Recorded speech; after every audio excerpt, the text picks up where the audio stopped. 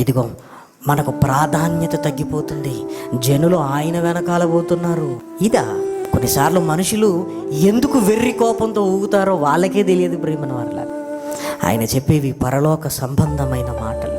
దేవుణ్ణి ఘనపరుస్తున్నాడు, తనను తాను తగ్గించుకుంటున్నాడు. ఇదిగో రోగగ్రస్తులను బాగు చేస్తున్నాడు. ధర్మశాస్త్రంలో తండ్రి అనుకున్నట్లుగా అసలు మీరు ఇలా అనుకుంటున్నారు, ఇది కాదు, ఇది నిజమని చెబుతున్నాడు, ఇది నిజమని చెప్తున్నాడు. ఆయన మాటల కట వెర్రి కోపము, వెర్రి కోపము. ఏమండి మనం మాట్లాడుతుంటేనండి కొంతమంది ఉంటారండి, తానా అంటే ఏమంటారు, వీళ్ళ వల్ల మహా డేంజర్ అండి, మహా డేంజర్ వాళ్ళు. ఎప్పుడు మన దగ్గర ఎలాంటి వాళ్ళు ఉండాలో తెలుసా? పోనీలండి, కంట్రోల్ చేసేవాడు ఉండాలి. అస్సలు నువ్వు ఎలా భరిస్తున్నావో కానీ ఇట్లన్నారు, అట్లన్నారు, ఇట్లా చేసిండ్రు, ఊరుకోవద్దు, దున్నేయాలి, నరికేయాలి, కొరికేయాలి. ఏమంటే సగం బీపీలు షుగర్లు పక్కన ఉన్న వాళ్ళ వల్లనే వస్తాయి ప్రేమ వల్ల. మనం బాగానే ఉంటాం, ఇదిగో ఇట్లా చేసిండు, అట్లా చేసిండు, వాడు ఇట్లా అన్నాడు, వీడు ఇట్లా అన్నాడు. ఇప్పుడు వాడు అన్నారా, నువ్వు చెప్పి సాధించేది ఏముంది నాకు? బీపీ షుగర్ తప్ప. పోనీ ఆ వచ్చిన షుగర్ను సగం తీసుకుంటాడంటే తీసుకోడు, వెళ్ళొస్తానంటాడు. అందుకే మన దగ్గర మాట్లాడుతున్నప్పుడు ఎవరిని కూడా వాక్యం మాట్లాడు. మళ్ళీ మనం యేసుక్రీస్తే పడ్డాడు కదా బ్రదర్ అంటే, అప్పటి కాలం వేరు ఇప్పటి కాలం వేరన్నా. వీడికి వాక్యం బాగా తెలిసినట్టు. యేసుక్రీస్తు ఏం చేశాడయ్యా? ఆయన బతకడానికి 1,00,000 కారణాలు చూపించవచ్చు, ఆయనను చంపడానికి ఏ కారణం లేదు ప్రేమన వారలారా. ఎందుకు అలా ఆలోచించారు? కోపం అనలేదు, వెర్రి కోపం.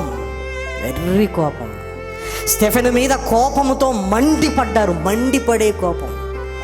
యేసుక్రీస్తు మీద వెర్రి కోపం.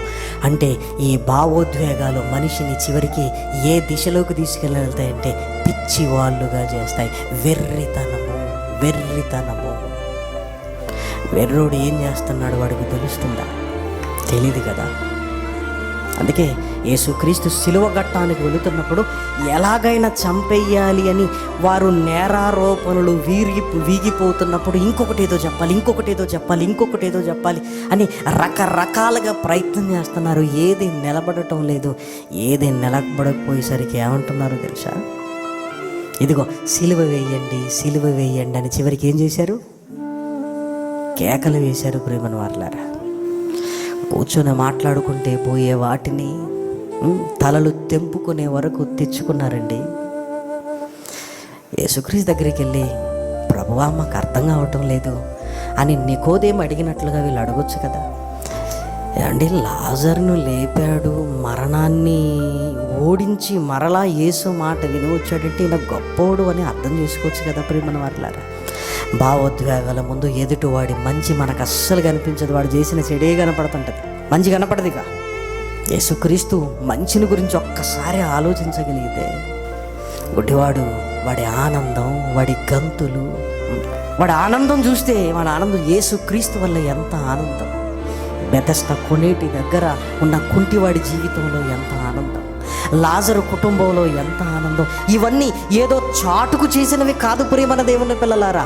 అందరి ముందు ఆహారాన్ని పంచిపెట్టారు. చివరికి యేసుక్రీస్తుకి ఇవ్వటానికి చేదు చెరకను నోటికి అందించారు. అన్నం పెట్టిన వాడికి నీళ్ళు ఇవ్వటం కూడా రాదా? ఈ సంస్కారం కూడా లేదా సమాజానికి? చేదు చెరకన, సరేలే నా చావు వీళ్ళకు రక్షణనిస్తుంది, నాకు అది చాలు అని తన భావోద్వేగాలను అన్నీ అణుచుకున్నాడు ప్రేమన దేవుని పిల్లలారా.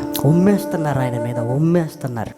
ఆయన కూడా నా మీద ఉమ్మేస్తున్నారు, అసలు నేనెవరో తెలుసా? భావోద్వేగము. కానీ అదుపు చేసుకుంటున్నాడు ప్రేమన వారలారా. వాళ్ళకు మంచి జరుగుతుందంటే నేనేమైపోయినా పర్వాలేదు.